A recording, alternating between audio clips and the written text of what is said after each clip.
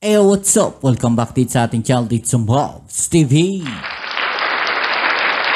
Alright, so tayo nagbabalik ulit mga kababayan at ngayon meron tayong pag-uusapan na isang balita na kung saan ay talaga namang siguradong magagalit na naman mga kababayan ang China nito, no? Yan, galitin natin ang China mga kababayan, no? Okay, dahil mga kababayan, ang ating Philippine Navy ay mayroon na namang bagong guided missile frigate na BRP Miguel Malvar mga kababayan. At sa isa pang mga balita na ikagagalit na naman ng China, dalawang Chinese na naman ang nahuli mga kababayan na mayroon na namang aparato na ginagamit na naman nila sa mga pang-i-scam mga kababayan. Grabe na talaga itong China.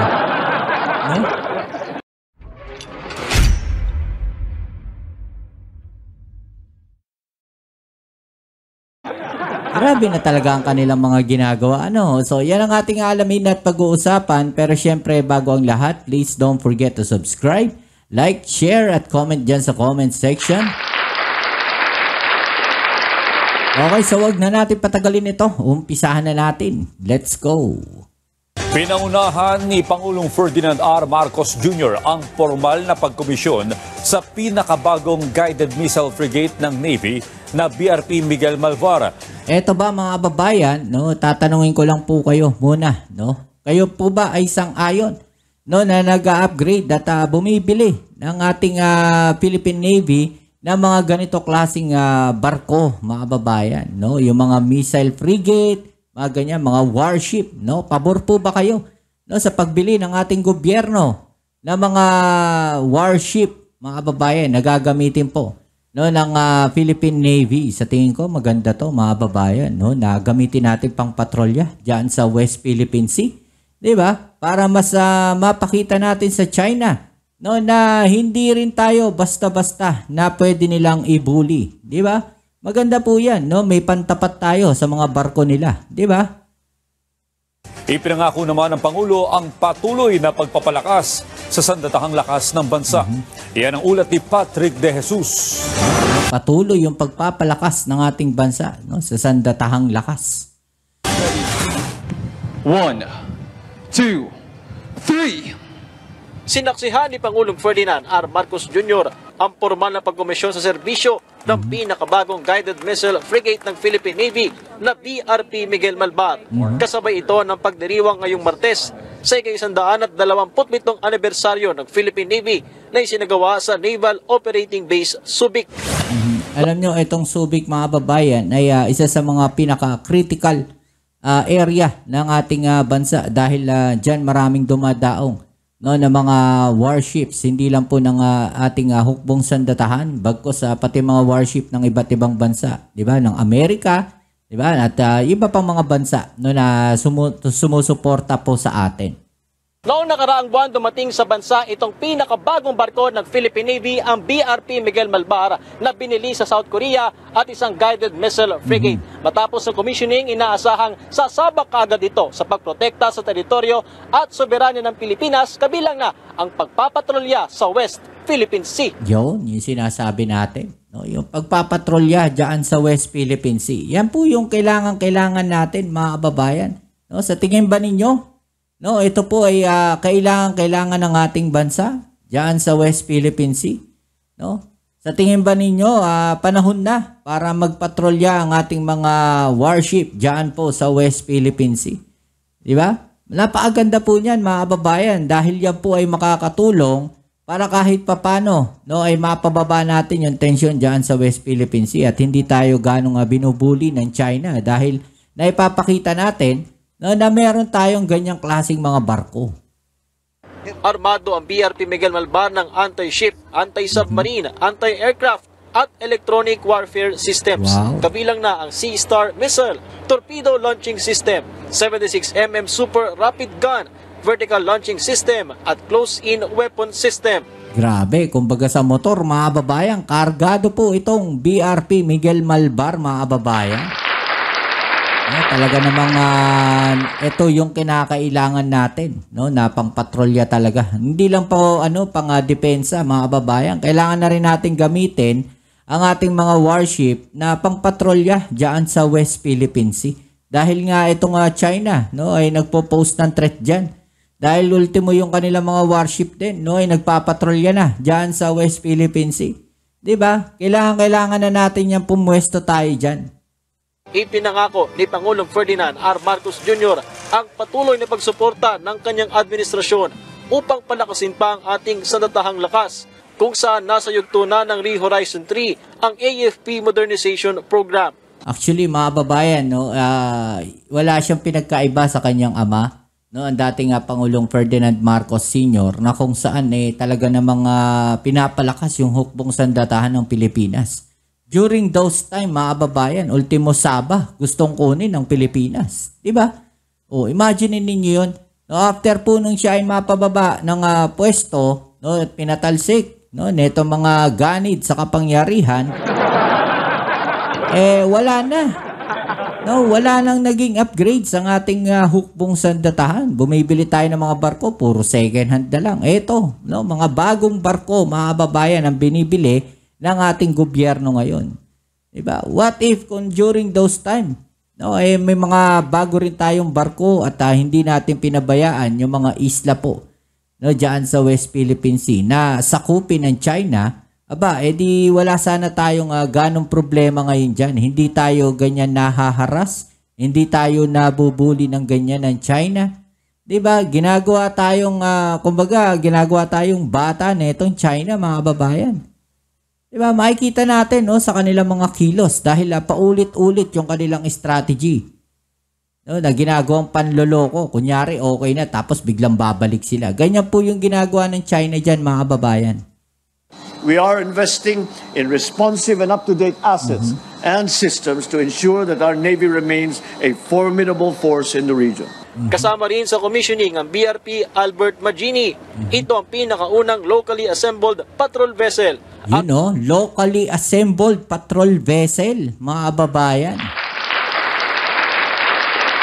So kung kaya naman pala natin gumawa ng mga patrol vessel, no, bakit kailangan pa natin bumili sa ibang bansa?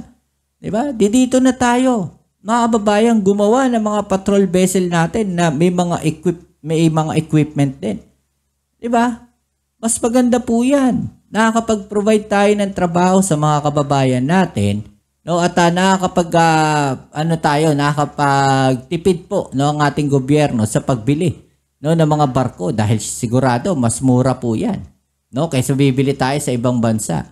Diba? Kung dito tayo magma-manufacture ng mga patrol vessel natin, malaking po yan, katipiran po sa atin at nakakapag-provide po tayo, no, ng trabaho sa ating mga kababayan. At ikawalong Acero Class Fast Attack Interdiction. Balikan natin to, mga kababayan, Formidable force in the region. Kasama rin sa commissioning ang BRP Albert Magini. Ito ang pinakaunang locally assembled patrol vessel at ikawalong Acero Class Fast Attack Interdiction Craft o FAIC. Wow. Wala tayong isusuko, wala tayong papapabayaan. Nanindigan naman ang Commander-in-Chief sa patuloy na pagprotekta sa Pilipinas, kabilang na ang West Philippine Sea, alinsunod sa itinakda ng international law. Sa kabila ng tensyon sa ating rehiyon, nananatiling matatag ang ating hukbong dagat. We stand firm.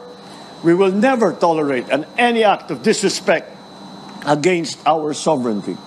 For this reason, we have been progressively undertaking actions to attain a holistic defense posture that secures the whole Philippine archipelago and our exclusive economic zone. This is anchored in the comprehensive archipelagic defense concept. Dagdag ng Pangulo, patuloy ang magiging ugnayan ng Pilipinas sa iba pang mga katuwang na bansa, kabilang na pagsasagawa ng military exercises kagaya ng kakatapos lamang na balikatan. All of these are aligned with our broader efforts to foster cooperation and to maintain peace, both within our borders and across the region. Mula Subic sa... Ayan, mga kababayan, no? Ito pa yung isang balita, mga kababayan, na dapat din nating malaman. No? At the same time, ito rin pong balita na to ay siyang ikagagalit na naman po ng China, mga kababayan. Ubusin na yan, no? Pugante ang isa sa dalawang Chinong nahulihan ng aparato na kaya umanong manguha ng impormasyon na natatanggap ng isang cell tower. Ginagamit umano ang mga nakuhang impormasyon para makapambiktima online. Tunghayan sa aking pagtutok. Exclusive! Ang masaklap dyan, mga babayan, yung kagaya po nung kanya sinabi dito, pugante po. No? Ibig sabihin, nagtataguyan sa batas sa kanilang bansa. Yan po, mga kababayan, ang naging epekto, no, nang naging maluwag tayo sa pagpasok ng mga Chinese dito sa ating bansa. No, yung mga nakaraang administrasyon naging maluwag eh. 'Di ba? Pinabayaan nilang makapasok yung mga tao na yan sa pamamagitan ng mga pogo. O ngayon, nagkalat na sila dito sa ating bansa at dito na sila naghahasik, no, ng nanlagim sa Pilipinas, mga kababayan. Dito na sila, no, gumagawa ng mga illegal nilang activities, no, kasama na yung mga pangi-scam na yan.